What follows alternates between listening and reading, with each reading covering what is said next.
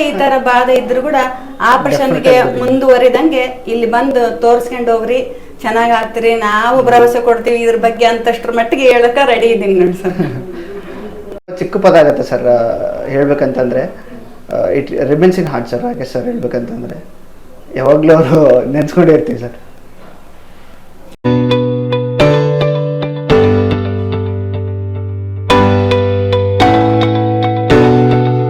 ನನ್ನ ಹೆಸರು ಚೆನ್ನಮ್ಮ ಅಂತ ಸರ್.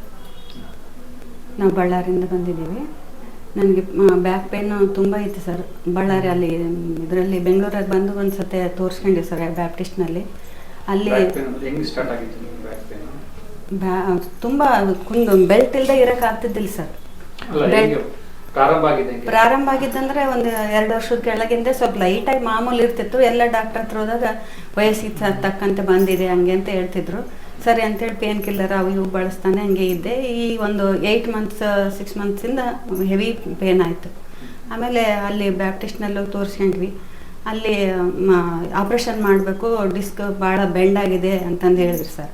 ಒಂದು 25% ಬೆಂಡ್ ಆಗಿದೆ. ಆಪ್ರೇಷನ್ ಬಳ್ಳಾರಾಗೆಲ್ಲ ತೋರಿಸಿದ್ವಿ ಸರ್. ಇಲ್ಲಿ ಬೆಂಗಳೂರಾಗ ಬ್ಯಾಪ್ಟಿಸ್ಟ್ನಲ್ಲಿ ತೋರಿಸಿದ್ವಿ. ಅವರು ಆಪ್ರೇಷನ್ ಮಾಡಬೇಕು, ಆದರೂ ಇವ್ರ ಕೈಲಿ ತಡ್ಕೊಳ್ಳೋಕ್ಕಾಗಲ್ಲ, ಅದು ಮೇಜರ್ ಆಪ್ರೇಷನ್ ಆಗುತ್ತೆ, ರಾಡ್ ಹಾಕಬೇಕು ಅಂತ ಹೇಳಿದ್ರು. ನನ್ನ ಕೈಲಿ ನನಗೂ ಇಷ್ಟ ಇರಲಿಲ್ಲ ಆಪ್ರೇಷನ್ ಮಾಡಿಸ್ಬೇಕಂತ. ನೋಡೋಣ ಬಿಡಂತೆ ಸುಮ್ಮನೆ ಅದೇ. ಆಮೇಲೆ ಹೋಮಿಯೋಪತಿಗೆ ಹೋದ್ವಿ.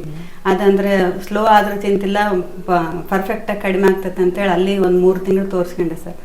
ಅಲ್ಲಿನೂ ಸ್ವಲ್ಪ ಏನು ವರ್ಕ್ ಆಗಲಿಲ್ಲ. ಸ್ವಲ್ಪ ಮಟ್ಟಿಗೆ ಓಡಾಷ್ಟು ಕೆಲಸ ಮಾಡೋಷ್ಟು ಮಟ್ಟಿಗೆ ಇದ್ದೆ. ಆಮೇಲೆ ಜಾಸ್ತಿ ಆಯಿತು ಸ್ವಲ್ಪ ಪೇನು. ಜಾಸ್ತಿ ಆದಮೇಲೆ ಮತ್ತೆ ಎಲ್ಲ ಮಾಡ್ತಿದ್ದೆ ಸರ್. ಮನೆ ಚಿಕ್ಕ ಮಗು ಇದೆ, ಬಾಣಂತಿದ್ಲು, ಅವಾಗ ಸ್ವಲ್ಪ ಹೆವಿ ಆಯಿತು ಕೆಲಸ. ಅವಾಗ ಜಾಸ್ತಿ ಆಯ್ತು ಸರ್ ಕೆಲಸ. ಆಮೇಲೆ ಇಲ್ಲಿಗೆ ಷಣ್ಮುಖಮ್ಮ ಅಂತೇಳಿ ಒಬ್ಬರು ತೋರಿಸ್ಕೊಂಡು ಹೋದ್ರು ಸರ್, ನಮ್ಮ ರಿಲೇಟಿವ್ ಅವರೇ. ಅವ್ರು ಹೇಳಿದ್ರು, ಅಕ್ಕ ಅಲ್ಲಿ ಹೋಗ್ರಿ ಚೆನ್ನಾಗಿ ನೋಡ್ತಾರೆ, ನನಗೆ ಭಾಳ ಆರಾಮಾಗಿದ್ದೀನಿ ಅಂತಂದು ಹೇಳಿದ್ರು. ನಾವು ಒಂದ್ಸಲ ವಿಸಿಟ್ ಕೊಟ್ಟು ಬರೋಣ ಅಂತೇಳಿ ಬಂದ್ವಿ ಸರ್. ಬಂದಮೇಲೆ ಒಂದೇ ಸತ್ತಿಗೆ ನನಗೆ ಚೆನ್ನಾಗಾಯ್ತು ಸರ್. ಬಂದ ದಿವಸ ಕೂಡಕ್ಕೆ ಆಗ್ತಿದ್ದಿಲ್ಲ ಸರ್ ನನಗಿಲ್ಲಿ ಹೊರಗಡೆ ವಿಸಿಟಿಂಗ್ ಹಾಲ್ನಲ್ಲಿ. ನನ್ನ ಕೈಲಿ ಮನೆಗೆ ಹೋಗೋಷ್ಟು ಕೂಡ ಆಗ್ತತೋ ಇಲ್ಲಪ್ಪ, ಹೋಗೋಕೆ ನನಗೆ ಭಾಳ ನಡುವು ತಿವಿತಾ ಇದೆ ಅಂತೇಳಿ ನನ್ನ ಮಗನಿಗೆ ಹೇಳಿದೆ. ನೋಡೋಣ ಬಿಡಮ್ಮ, ಹಿಂದೆ ಸೀಟ್ ಖಾಲಿದೆಲ್ಲ ಮಲ್ಕೊಂಡು ಹೋಗುವಂತೆ, ನನ್ನೆಲ್ಲ ಕರ್ಕೊಂಡು ಹೋಗ್ತೀನಿ, ಸ್ವಲ್ಪ ಪೇಷನ್ಸ್ ಇಟ್ಕೋ ಅಂತಂದಂದ. ಸರಿ ಬಿಡು ಅಂತಂದು ಆಮೇಲೆ ಇಲ್ಲಿ ಇಂಜೆಕ್ಷನ್ ನಾವೆಲ್ಲ ಕೊಟ್ಟು ಸ್ವಲ್ಪ ರಿಲೀಫ್ ಎಲ್ಲ ಮುಗಿಸ್ಕೊಂಡು ಹೋಗೋದ್ರೊಳಗೆ ಆರಾಮಾಗಿ ಕುಂತ್ಕೊಂಡೇ ಹೋಗಿನಿ ಸರ್. ನಾನು ಹೋಗೋದ್ರೊಳಗೆ ಕುಂತ್ಕೊಂಡು ಹೋಗಿನಿ ಸರ್. ಕೂಡಕ್ಕೆ ಆಗ್ತಿಲ್ಲ ನನ್ನ ಕೈಲಿ ಅಂತ ಹೇಳಿದ್ದು. ನನಗೇನು ಮಾರನೇ ದಿವಸದಿಂದ ನನಗೇನು ನೋವೇ ಇಲ್ಲ ಅನ್ನೋ ಥರ ಚೆನ್ನಾಗಿದ್ದೆ ಸರ್. ಆದರೂ ಸ್ವಲ್ಪ ಮಟ್ಟಿಗೆ ರೆಸ್ಟ್ ಮಾಡ್ತಾನೆ ಇದ್ದೆ. ಎಲ್ಲ ಕೆಲಸ ಏನು ಮಾಡಲಿಲ್ಲ, ಭಾರ ಎತ್ತೋದಾಗಲಿ ಬಗ್ಗಿ ಏನು ಕೆಲಸ ಮಾಡೋದಾಗಲಿ ಆ ಥರ ಮಾಡಲಿಲ್ಲ. ಅವರು ಪತ್ತೆ ಹೇಳಿದ ಥರ ಎಲ್ಲ ಕಂಪ್ಲೀಟ್ ಕರೆಕ್ಟಾಗಿ ಮಾಡ್ಕೊಂತ ಬಂದಿದ್ದೀನಿ. ಇಷ್ಟರ ಮಟ್ಟಿಗೆ ಇದೆ ಸರ್. ಈಗ 2 ದಿನಗಳಿಂದ ಟ್ಯಾಬ್ಲೆಟ್ ಮುಗಿದೋದಕ್ಕೋ ಏನೋ ಗೊತ್ತಿಲ್ಲ ಸರ್. ಸ್ವಲ್ಪ ಒಂದು 5% ಪೇನ್ ಕಾಣಿಸ್ತಾ ಇದೆ. ಅದಕ್ಕೆ ಇನ್ನೂ ಒಂದು ಕೆಲವು ಇಂಜೆಕ್ಷನ್ ಹೇಳಿದ್ದಾರೆ ಸರ್. Second visit. ಫಸ್ಟ್ ವಿಸಿಟ್ಗೆ ಆಲ್ಮೋಸ್ಟ್ 75% ಕಡಿಮೆ ಆಗಿದೆ ಸರ್. ದೇವ್ರಿಗೆ ನಾನು ಯಾವ ಥರ ಬೇಡ್ಕೊಂಡಿದ್ದೀನಿ ಅಂದರೆ, ಕ್ಯೂರ್ ಮಾಡೋದಾದರೆ ನನಗೆ ಕ್ಯೂರ್ ಮಾಡಿ ಆರೋಗ್ಯ ಕೊಡಪ್ಪ ದೇವ್ರೆ, ಇಲ್ಲಾಂದ್ರೆ ನನಗೆ ಕಣ್ಣು ಮುಚ್ಚಿಬಿಡು, ನನಗೆ ಈ ನೋವು ತಡ್ಕೊಳಕ್ಕಾಗಲ್ಲ ಅಂತೇಳಿ ಅಷ್ಟು ಥರ ಬೇಡ್ಕೊಂಡ. ನಾನು ಅಳೋದು ನೋಡಿ ಇವನು ಅಳೋದು, ಆ ಥರ ಭಾಳ ಬಾಧೆ ಪಟ್ಟಿನಿ ಸರ್. 2 ದಿವಸ ಮಾತ್ರ ಮಲ್ಕೊಳ್ಳೋಕ್ಕೆ ಮಗಳು ಮಲ್ಕೊಳಕ್ಕಲ್ಲ, ಹಂಗತ್ತು ಮಲ್ಕೋಕ್ಕಾಗಂಗಿಲ್ಲ, ಜಾಸ್ತಿ ಕೂಡೋಕ್ಕಾಗಂಗಿಲ್ಲ, ಜಾಸ್ತಿ ಓಡಾಡೋಕ್ಕೂ ಆಡೋಂಗಿಲ್ಲ. ಹಿಂಗಂದ್ರೆ ಹೆಂಗೆ ಜೀವನ ಕಳೆಯೋದು ನಾನು ಅಂತೇಳಿ ಭಾಳ ಬಾಧೆ ಪಟ್ಟೆ ಸರ್. ಆಮೇಲೆ ಅದು ಇಲ್ಲಿ ಬಂದು ಹೋದ್ಮೇಲೆ ಆರಾಮಾಗಿದ್ದೀನಿ ಸರ್. ಮುಂಚೆ ಪಾಪುಗೆ ನೀರ್ ಹಾಕಕ್ಕೂ ಆಗ್ತಿಲ್ಲ ಸರ್. ಬಹಳ ಕಷ್ಟಪಡ್ತಿದ್ದೆ. 3 ತಿಂಗಳು ಹಾಕಿದೆ ಸರ್. ಸಣ್ಣ ಪಾಪು ಬೆಂಡ್ ಆದ್ಮೇಲೆ ಜಾಸ್ತಿ ಆಗುತ್ತೆ, ಏನು ಭಾರ ಎತ್ತಂಗಿಲ್ಲ, ಏನು ಕೆಲಸ ಮಾಡಂಗಿಲ್ಲ, ಜಸ್ಟ್ ಮಲಗಬೇಕು, ಎದ್ದೇಳಬೇಕು, ಅಂತ ಹೇಳಿದ್ರು. ಅದೇ ತರ ಸ್ವಲ್ಪ ಮಟ್ಟಿಗೆ ನಡ್ಸ್ಕೊಂಡ್ ಬಂದೆ. ಆಮೇಲೆ ಪಾಪು ಕೂಡ ನೀರು ಇವರೇ ಯಾರೋ ಇಬ್ರು ಗಂಡ ಹೆಂಡತಿ ಯಾರೋ ಒಬ್ರು ಹಾಕ್ತಿದ್ರು. ಆ ಥರನೇ ಮಾಡ್ಕೊಂತ ಬಂದೆ. ಆದರೂ ಕಡಿಮೆ ಆಗಲಿಲ್ಲ ಸರ್. ಮತ್ತೆ ಫಿಸಿಯೋಥೆರಪಿನೂ ಮಾಡಿಸಿದ್ವಿ ಸ್ವಲ್ಪ ದಿವಸ. ಅದನ್ನು ಮಾಡಿಸ್ಕೊಂಡು ಬಂದ್ಮೇಲೆ ಒಂದು 2 ಅವರ್ ಚೆನ್ನಾಗಿರ್ತಿದ್ದೆ ಸರ್. ನನಗೇನು ಆಗಿಲ್ಲ ಅನ್ನೋ ಥರ ಇರ್ತಿದ್ದೆ.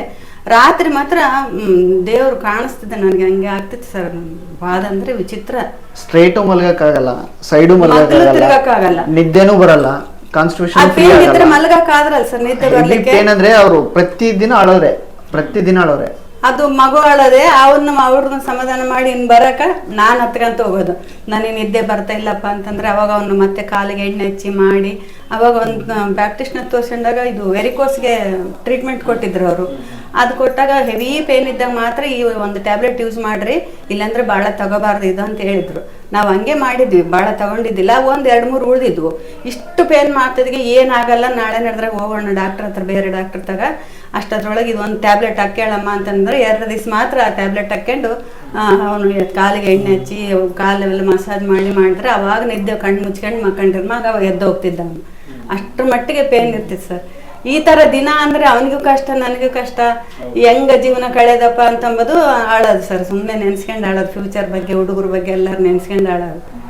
ಅಷ್ಟ್ರ ಮಟ್ಟಿಗೆ ಇಲ್ಲಿ ಬಂದ್ಮೇಲೆ ಏನೋ ಯಾವ್ದವ್ರ ರೂಪದಾಗ ಸಾರ್ ಕಡೆ ನಾನು ದೇವ್ರು ಕಳ್ಸ್ಯಾನ ನೆನಪು ಮಾಡಿ 3 ತಿಂಗಳಿಂದ ನಾನು ವಿಡಿಯೋಸ್ ನೋಡ್ತಿದ್ದೀನಿ ಸರ್. ಆದ್ರೂ ಮನ್ಸು ಬಂದಿಲ್ಲ. ಏನೋ ಬಿಡಿ, ಎಲ್ಲ ವಿಡಿಯೋಗಳು ಮಾಮೂಲಾಗಿ ತೋರಿಸ್ತಿರ್ತಾರಲ್ಲ ಅಂತ ಸುಮ್ಮನೆ ಇದ್ದೆ.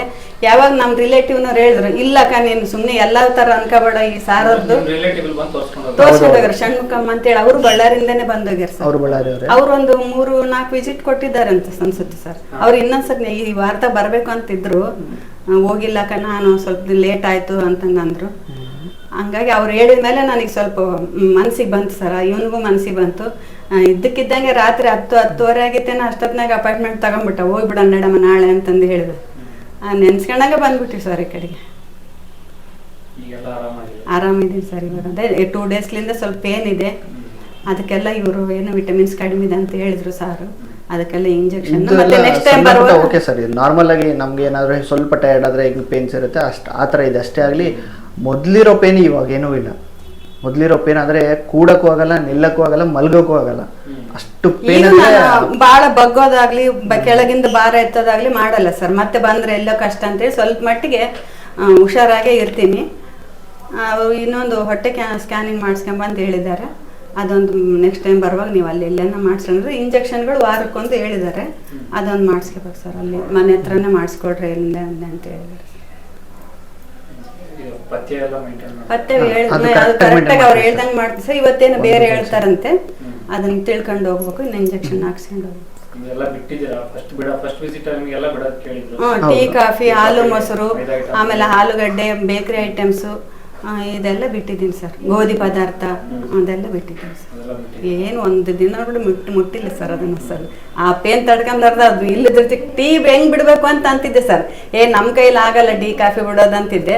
ಅಂಥದ್ದು ಈ ಪೇನ್ ತಡ್ಕೊಂಬ್ಲಾರ್ದ ಅದನ್ನ ನೆನಪು ಕೂಡ ಮಾಡ್ಕೊಂಡಂಗಿದ್ದೀನಿ ಸರ್. ಅವ್ರು ಟೀ ಬಿಟ್ಟು ಇರೋದೇ ಇಲ್ಲ ಸರ್, ಇರ್ತಿದ್ದಿಲ್ಲ ಸರ್, ಒಂದು ಚೂರ್ನೂ ಇಲ್ಲ ಸರ್. ಅದು ಯಾವಾಗ ಬೆಳಿಗ್ಗೆ ಎದುರುಗಡೆ ಚೂರು ಕಸ ಅಂದ ಕೂಡಲೇ ಟೀ ಮಾಡ್ಕೊಂಡು ಕುಡ್ದೆ 2ನೇ ಕೆಲಸ ಮಾಡ್ತಿದ್ದೆ ಸರ್. ಅಂಥದ್ದು ಇವಾಗ ಟೀ ಕುಡಿಯೋದಿಲ್ಲ. ಅದ್ರ ಬದಲು ಅಳವಿ ಗಂಜಿ ಮಾಡ್ಕೊಂಡು ಕುಡಿತೀನಿ ಸರ್. ಅಳವಿ ಅಂತೇಳಿ ನಡುವೆ ಬಿಗು ಅಂತಾರಲ್ಲ, ನಮಗೆ ಡೆಲಿವರಿ ಆದಾಗೆಲ್ಲ ಕೊಡ್ತಿದ್ರು, ಆ ಥರ ಅದನ್ನೊಂದೇ ಮಾಡ್ಕೊಂಡು ಕುಡಿತೀನಿ ಸರ್ ಬೆಳಿಗ್ಗೆ ಅಷ್ಟೇ ಸರ್.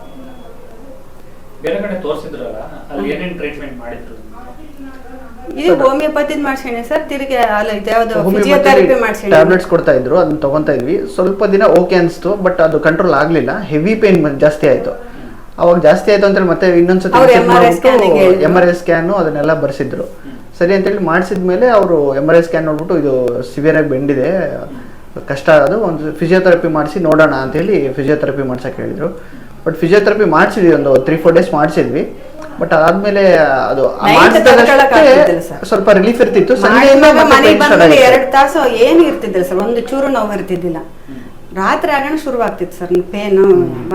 ವಿಚಿತ್ರ ಪೇನ್ ಅಂದರೆ ಯಾರಿಗೂ ಬರಬಾರ್ದು ಈ ಥರ ಅಂತಂದು ನನಗೆ ದೇವ್ರನ್ನ ನೆನೆಸ್ಕೊಂತೀನಿ. ಯಾವುದೋ ರೂಪದಾಗ, ದೇವ್ರ ರೂಪದಾಗೆ ಸಾರು ನಮಗೆ ಮನಸ್ಸು ಕೊಟ್ಟರೆ ಸಾರು ಅರ್ಥ ಬರಲಿಕ್ಕೆ ಅಂತ ನಾನು ನೆನೆಸ್ಕೊಂತೀನಿ ಸರ್. ಅದು ಅನ್ಭವಿಸಿನಲ್ಲ ಸರ್, ನನಗೆ ಬಾಧ ಸರ್. ಅದು ನೆನೆಸ್ಕೊಂಡ್ರೆ ದುಃಖ ಆಗ್ತದೆ ಸರ್. ಹ್ಞೂ ಸರ್, ಕೆಲಸನೂ ಮಾಡ್ತಿದ್ರು. ಎಲ್ಲದು ತೋರ್ಸೋದಕ್ಕಾಗ್ಲಿ ಯಾವುದಕ್ಕೂ ಹಿಂದೇಟ್ ಹಾಕ್ದಂಗೆ ನನಗೆ ಮಗು ಥರ ನೋಡ್ಕೊಂಡ ಸರ್. ಸುಳ್ಳು ಹೇಳ್ಬಾರ್ದು.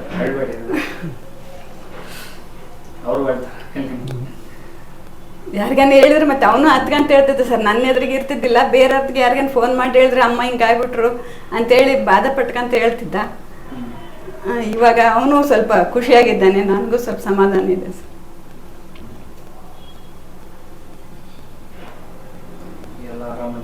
ಆರಾಮಿದ್ದೀನಿ ಸರ್.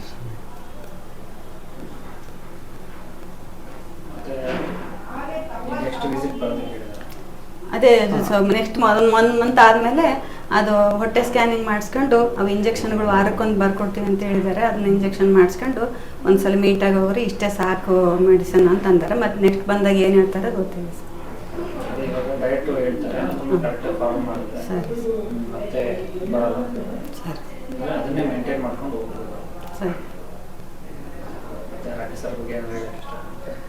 ಸರಿ ಏನು ಹೇಳಬೇಕು ಸರ್, ನಮ್ಮ ಪಾಲಿಗೆ ಅವರು ದೇವ್ರು ಸರ್, ದೇವ್ರು ಅಂತ ಹೇಳ್ತೀನಿ ಸರ್ 100%. ಯಾಕಂದ್ರೆ ಎಲ್ಲ ಎಷ್ಟೆಷ್ಟು ಆಪರೇಷನ್ ಮಾಡಿಸ್ಕೋಬೇಕಂತ ಬೇರೆ ಏನೋ ಆಪ್ಷನ್ ಕಾಣಿಸಿಲ್ಲ ಸರ್ ಕಣ್ಣಿಗೆ. ಆಯುರ್ವೇದಿಕ್ ಅವ್ರು ಏನ್ ಹೇಳಿದ್ರು ಅಂದ್ರೆ ಆಪರೇಷನ್ ಮಾಡಿಸ್ಬೇಕು, ಇಲ್ಲಪ್ಪ ಈ ಆಪರೇಷನ್ ಮಾಡ್ಸಕ್ಕೂ ಆಗಲ್ಲ, ಅವ್ರ ಏಜ್ನು ಕ್ರಾಸ್ ಆಗಿದೆ, ತಡ್ಕೊಳಕ್ ಆಗಲ್ಲ. ಈಗ ಏನ್ ಮಾಡ್ಬೇಕು, ಆಪರೇಷನ್ ಮಾಡ್ಸಕ್ಕೂ ಆಗಲ್ಲ, ಮಾಡಿಸಿದ್ರು ಸುಮ್ಮನೆ ಇರಕ್ಕಾಗಲ್ಲ, ಸಿಕ್ಕಾಪಟ್ಟೆ ಕಷ್ಟ. ಆಪರೇಷನ್ ಮಾಡಿಸಿದ್ರೆ ಅವ್ರು ತಡ್ಕೊಳಕ್ ಆಗಲ್ಲ. ಅವರೇ ಹೇಳ್ತಾರೆ ಮತ್ತೆ ಸರ್ ಈ ಏಜ್ ಅಲ್ಲಿ ಮಾಡಿಸ್ಬಾರ್ದು ಸರ್ ಅಂತೆ. ನಮ್ಗೆ ಬೇರೆ ಏನೋ ಆಪ್ಷನ್ ಕಾಣ್ತಾ ಇಲ್ಲ. ಹೋಮಿಯೋಪತಿ ಕಾಣಿಸ್ತು, ಆಯುರ್ವೇದಿಕ್ ಕಾಣಿಸ್ತು, ಎಲ್ಲೂ ತೋರಿಸಿದ್ವಿ, ಅಲ್ಲಿ ತೋರಿಸಿದ್ವಿ, ಇಲ್ಲಿ ತೋರಿಸಿದ್ವಿ, ಬಟ್ ಯಾವುದು ಯೂಸ್ ಆಗಲಿಲ್ಲ ಸರ್. ಲಾಸ್ಟ್ ಮೂಮೆಂಟ್ ಅಲ್ಲಿ ನಮ್ಗೆ ಈ ರಾಕೇಶ್ ಸರ್ ಡೀಟೇಲ್ಸ್ ಎಲ್ಲ ಗೊತ್ತಾಯ್ತು, ಹಾಗಾಗಿ ಇಲ್ಲಿ ವಿಸಿಟ್ ಮಾಡಿದ್ವಿ. ಕಂಪ್ಲೀಟ್ ಆಗಿ ಕ್ಯೂರ್ ಆಗಿದೆ.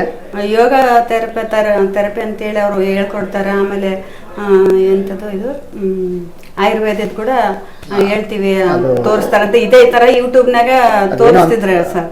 ಅದು ನಾವು ಹೋದ್ವಿ ಅಲ್ಲಿ ಕೂಡ, ಏನೋ ಟಿವಿ ನೋಡಿದ್ರೆ ಮಸಾಜ್ ಅಂತ ಹೇಳಿ ಹೇಳ್ತಾರೆ, ಬ್ಯಾಕ್ ಪೇನ್ ಗೆ ಅದೆಲ್ಲ ಪಂಚಕರ್ಮ ಅಂತದೆಲ್ಲ ಮಾಡ್ತೀವಿ ಅಂತಂದು ಹೇಳ್ತಿದ್ರು ಟಿವಿಯಾಗ. ಅದನ್ನ ನೋಡಿ ಅಲ್ಲಿಗೂ ಹೋದ್ವಿ ಸರ್. ಹೋಗಿ ಒಂದು ವಿಸಿಟ್ ಕೊಟ್ವಿ. ಅವರು ಯಾವಾಗ ಎಕ್ಸ್ರೇ ತಗೊಂಡ್ ಕೂಡ್ಲಿ ಹಿಂಗೆ ಹಿಡ್ಕೊಂಡು ಯಪ್ಪ ದೇವ್ರೇ ಅಂತ ಅಂದ್ಬಿಟ್ರು ಸರ್. ನನಗೆ ಅರ್ಧ ಮನುಷ್ಯಳೆ ಕುಸ್ತಾಗ್ಬಿಟ್ಟೆ.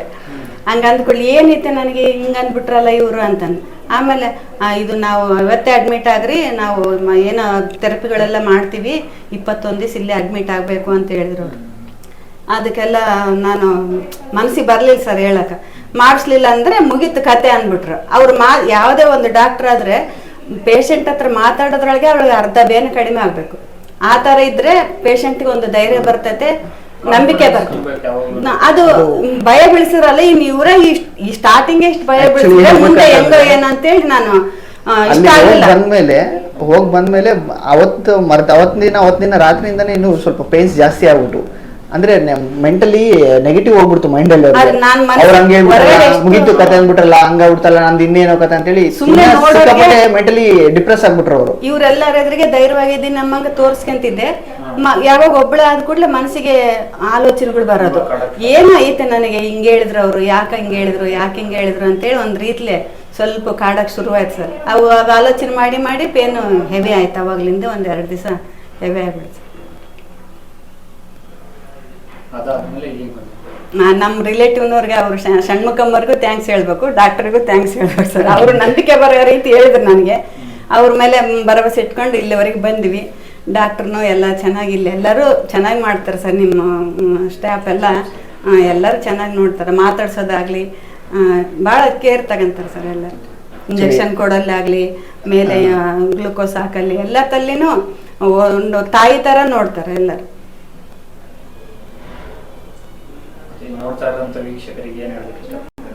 ಯಾರಿಗೆ ಈ ತರ ಬಾಧೆ ಇದ್ರು ಕೂಡ ಆಪರೇಷನ್ಗೆ ಮುಂದುವರಿದಂಗೆ ಇಲ್ಲಿ ಬಂದು ತೋರಿಸ್ಕೊಂಡು ಹೋಗ್ರಿ, ಚೆನ್ನಾಗಿ ಆಗ್ತೀರಿ, ನಾವು ಭರವಸೆ ಕೊಡ್ತೀವಿ ಇದ್ರ ಬಗ್ಗೆ ಅಂತಷ್ಟ್ರ ಮಟ್ಟಿಗೆ ಹೇಳಕ ರೆಡಿ ಇದ್ದೀನಿ ನೋಡಿ ಸರ್. ಥ್ಯಾಂಕ್ಸ್ ಅನ್ನೋ ಮಾತು ತುಂಬಾ ಚಿಕ್ಕ ಪದ ಆಗುತ್ತೆ ಸರ್ ಹೇಳ್ಬೇಕಂತಂದ್ರೆ. It ribbons in heart sir Rakesh sir ಹೇಳ್ಬೇಕಂತಂದ್ರೆ ಯಾವಾಗ್ಲೂ ಅವರು ನೆನ್ಸ್ಕೊಂಡಿರ್ತೀವಿ ಸರ್. ಅವಾಗ್ಲಿಂದ ನನ್ಗೆ ಯಾವಾಗ ಕಡಿಮೆ ಆದಂಗ್ಲಿಂದ ದಿನ ಅವ್ರ ವಿಡಿಯೋಸ್ ನೋಡಿದ್ದೆ. ಪ್ರತಿದಿನ ನೋಡ್ತಾನೆ ಇರ್ತಾರೆ. ಅವ್ರ ವಿಡಿಯೋಸ್ ನೋಡಿದೆ, ಇವ್ರ ವಿಡಿಯೋಸ್ ಈಗಲೂ ನೋಡ್ತಾನೆ ಇರ್ತಾರೆ. ಮಧ್ಯಾಹ್ನ ಹೊತ್ತಲ್ಲಿ ಆಗ ಈಗ ನೋಡ್ತಾ ಇರ್ಬೇಕಾದ್ರೆ ಪ್ರತಿದಿನ ಸೀರಿಯಲ್ಗಳು ಅಭ್ಯಾಸ ಇಲ್ಲ, ಇಂಥವೇ ನೋಡ್ಕೊಂತಿರ್ತೀವಿ. ಆದ್ರೆ ಇವ್ರದ್ದು ಮಾತ್ರ ಯಾವ್ದು ಬಂತಂದ್ರೆ ಅದನ್ನ ನೋಡ್ಕೊಂತ ಇರ್ತೀನಿ ಸರ್.